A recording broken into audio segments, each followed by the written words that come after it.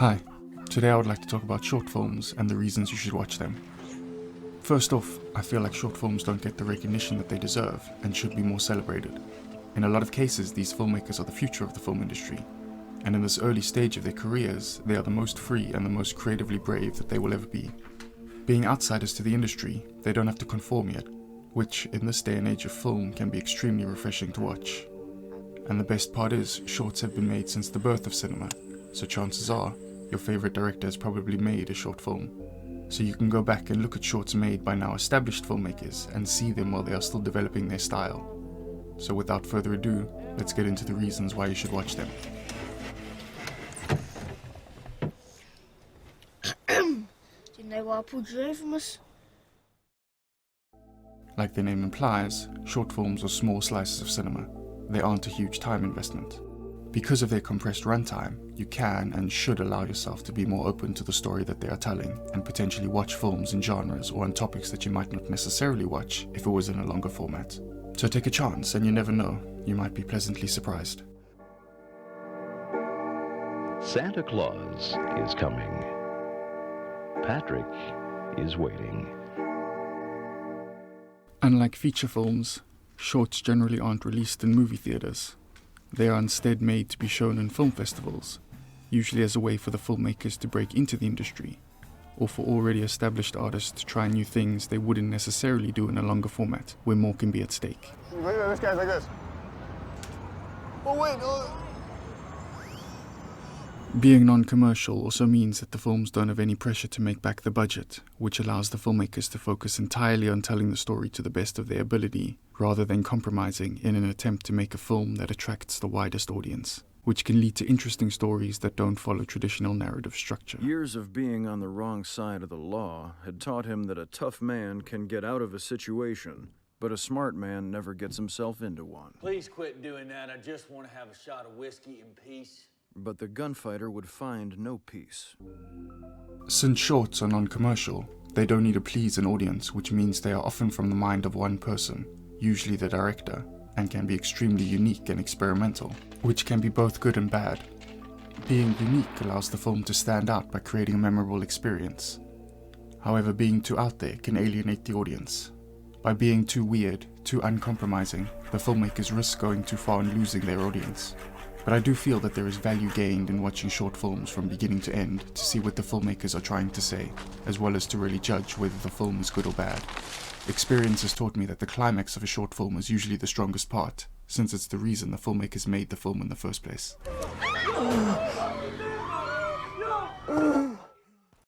That's my salad. Short films don't have the luxury of a long runtime to tell their story, so they have to boil their story down to a specific moment or a specific idea that best conveys what they are trying to tell, Dick is looking at us. and develop that, which means not a second is wasted. Being specific to a moment, time, or place can help to create a very easy to digest and understand story, which generally leads to a more tighter viewing experience. Son of a bitch, I've seen pictures of this old man. One thing to be aware of when watching short films is that since they aren't made to make money, they usually don't have a large budget, so they can vary greatly in quality, often looking and feeling very low budget, which isn't always a bad thing, but can be off-putting to some viewers. Established filmmakers that go back to make shorts usually have a large budget, but most shorts aren't made by established filmmakers, and therefore should be viewed with this in mind. Which leads me to my final reason. This last point is aimed at those that want to make films, and I would assume that if you want to watch short films, you at least have a passing interest in filmmaking or are more invested in cinema than your average film watcher.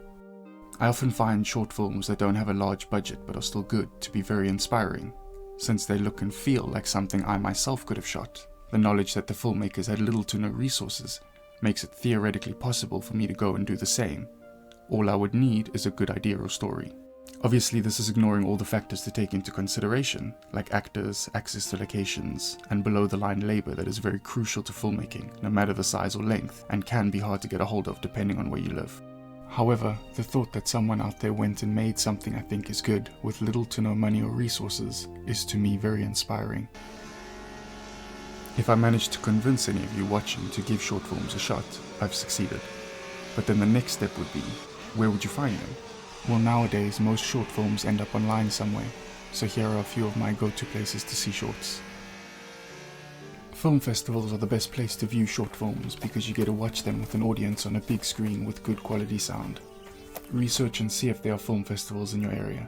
Some festivals are exclusively short film festivals, while other bigger festivals that focus on feature films usually have a short film section that you can check out. What I like about film festivals is that the short films shown are newly produced, so you will see a lot of films by filmmakers that you more than likely have never heard of. Another reason film festivals are a good place to see short films is because they are curated, so you know that the films being shown went through some sort of vetting process and were selected by someone or a group of people because they saw something in the film they think would resonate with the audience. Google is always good, especially if you're looking for a specific film. There are some great channels on YouTube dedicated specifically to short films. Vimeo has a lot of short films. I would recommend keeping an eye on staff picks. Streaming services like NoMBe have short films, usually short films that have played at bigger festivals like Berlin or Cannes, so you know that they are worth your time. Disney Plus has a lot of animated short films. Netflix does have some short films as well. If, for whatever reason, you prefer the length of feature films but would still like to watch short films, there are anthology films, which are essentially films that are made up of several short films playing back to back that all share a theme, a setting, or a genre. I can warmly recommend these films because the quality of each individual film is very high, as well as they allow the viewer to experience a lot of different stories in one sitting. Por culpa de ese tipo se suicidó tu papá y lo único que se te ocurre es insultarlo. ¿Por qué no le ponemos veneno para ratas en la comida? Anthology series like Love, Death and Robots can also be seen as a collection of short films, since each episode is unrelated to each other and is therefore required to tell a complete story within its short runtime.